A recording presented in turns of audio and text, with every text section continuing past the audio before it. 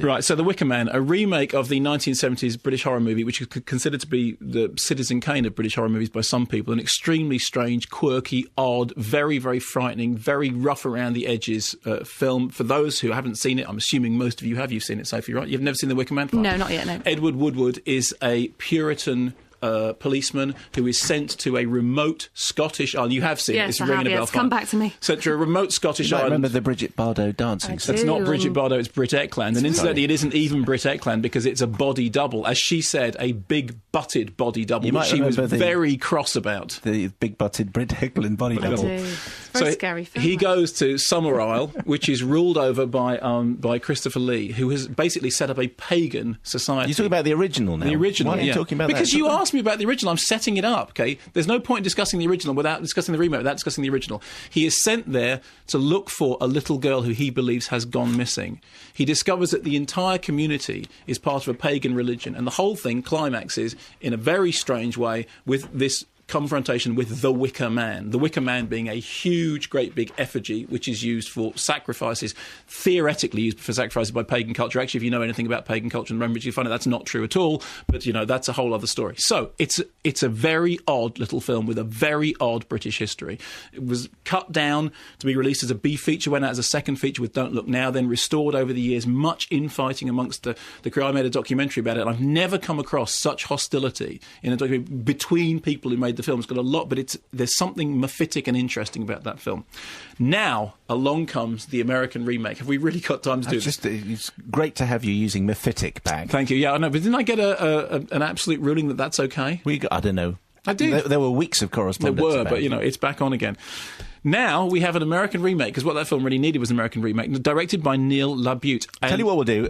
We'll pause it there because you've set it up, as indeed you did say, as it's exactly 3:30. Can I just do one thing before the setup, which is just going to make the setup perfect, okay? When we're making the documentary about The Wicker Man, Anthony Shaffer, who wrote the screenplay for The Wicker Man, is Anthony Shaffer's The Wicker Man, said to me, and we interviewed him just before his death. It was very sad. He died when we were making the documentary, and he said, I've just had this letter in saying that the remake is going to be directed by a guy called Neil LaBute. Have you heard of him? And I said, yeah, he's a really good director. And he said, oh, well, that's great. That bodes really well. Part one of the Wicker Man conversation was the setup, in which we heard what a great movie, what a fascinating, little, strange British movie it was, and how Anthony Shaffer was thinking, great, it's Neil in LaBute, safe hands. Interesting guy. So what he's done is he's taken the Christian versus pagan allegory of the original film and turned it into a men versus women allegory in the second film. This time, Nick Cage is the American cop who is contacted to go out to a remote island. I mean, there aren't that many remote islands around the coast of America, but they have found a remote island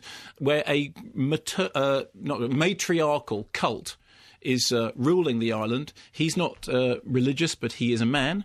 The women are all ruled over by a woman played by Ellen Burstyn. Now, because I have a great fondness for Ellen Burstyn, because as you will, of course, know, Simon, Ellen Burstyn plays the mother in The Exorcist. I think she's a very fine actress indeed. Here, therefore, rather than Edward Woodward and Christopher Lee in the original, are Nicolas Cage and Ellen Burstyn in the remake of The Wicker Man. Now, you'll notice the very clever cine-literate gag in there. Rowan Woodward, the child's missing surname is Woodward, and Nicolas Cage's character's first name is Edward. So that's a nod to Edward Woodward, who was incidentally offered a small part in the film, which he declined, although he said he thought the script was quite interesting. Couple of things that rang alarm bells. The first one was that the BBFC gave the film a 12A rating. And the original Wicker Man was an X-rated film and was scary as anything. I mean, there are very few people who can have seen the last 20 minutes of the Wicker Man, which is really, really chilling. I don't think it's a brilliantly directed film by any means, but the original, with all its quirks, with all its oddities, with all its flaws, there is something really, really powerful about it, particularly in that last 20 minutes when it has a real sense of pagan ritual, a real sense of a clashing of two religious ethoses, one, pagan, one Christian. In the remake, the very fact that it's a 12A tells you pretty much what you need to know. It's a film that's suitable for kids, and hey, that's just not good enough for a Wicker Man remake. The problems are manifold. One of them is, firstly, we have to establish that there's an island off the coast of modern America that has no contact at all with the modern world. So every 5 minutes, Nicolas Cage wanders around getting his mobile phone out to remind us that there is no mobile phone signal there. There's no electricity, no mobile phone signal, although strangely, at the beginning of the movie, when he looks the place up, they do have a website. So they haven't got phones, they haven't got electricity, but they have got a website. That was nice that they sorted that out at the beginning. He then gets to the island. In the original film, there is something very strange about the villagers, but they're all recognisably strange. In the remake, no, they're just all completely... They've clearly landed from a Star Trek episode. You remember that Star Trek episode, in fact, when William Shatner lands on the planet that is entirely run by women? It's like an episode of Star Trek in the drawing of the characters. All the strangeness, all the weirdness, all the oddness, all that really, really genuinely down-to-earth sense of the original has gone completely, and we are just walking around in Ooga Booga land. Thirdly, Nicolas Cage, with the best will in the world, is not Edward Woodward. One of the reasons the first Wicker Man is so good is that Edward Woodward's performance is extraordinary. He gives a really great performance as an uptight, puritanical policeman who suddenly comes face to face with this religion that he cannot deal with at all. And you really believe in his character. And when the awful denouement is revealed, the ghastliness of it all is completely filtered through Edward Woodward's reactions. With the best will in the world, the horse-faced Nicolas Cage going, "Oh no!" is just Nicolas Cage going, "Oh no!" He does, however, have the best line in the movie when he pulls his gun and says, "Madam, step away from the bicycle." And for that alone, it is almost worth seeing. But you get to the end of it. Why does she have to step away from the bicycle, just out of interest? Well, because he's a cop and he's commandeering her vehicle, but they're on the island where there's no thing, so the bicycle is the motor. I mean, I think it must have been intended to be funny. A possessed bicycle? Or... No, a bicycle. He needs the bicycle. It's like, "Sir, step away from the car," but he's in Summer's Isle, so she has to step away from the bicycle. In order to keep the action potential up, I mean, they've obviously made the film and realised how dull it is. So every 5 minutes, he falls through a ceiling and almost falls down. He gets attacked by killer bees. He almost drowns. There's lots of killer bees in the film. All of these things feel like, the movie's really plodding. Let's do something with Nicolas Cage. Let's throw him off a cliff. Let's set some killer bees in him. Because what they know is nothing is happening until we get to the end. And then you get to the end. And the end, if you've seen the original, the extraordinary set piece with the Wicker Man. And they redo it in the remake. And you go, that's really boring. That's really, really uninspiring and uneventful. And you know what? I don't care.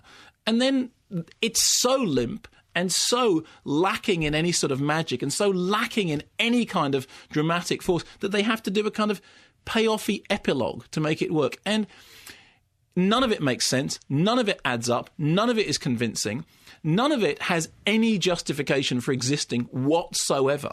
And I speak as somebody who went in with as high expectations as it was possible to have, because, as I said before, I don't think the original Wicker Man is a perfect film. I think there is loads of things wrong with it. That's one of the reasons I like it, incidentally, because there are so many things wrong with it, because it was made under such shockingly tight budget conditions, because it was made with so much tension going on around the film itself. And when Neil LaBute said, you know what, it's the kind of film that you can reapproach and you can bring a different story to it, you think, yes, that's a great idea, terrific, go for it. And then you sit there in the cinema and you go, no, it's just so wet. And it's just Nicolas Cage and Ellen Burstyn in a frock and a guy with a box of matches. And put your mobile phone away, Nicholas. I know there's no mobile signal. And then at the very end, incidentally, his mobile rings after they've spent 80 minutes convincing you that there is no mobile signal in this place. And you just wander out thinking, oh, well, there we go. Another great 70s horror movie. Spoiled. Bites the dust.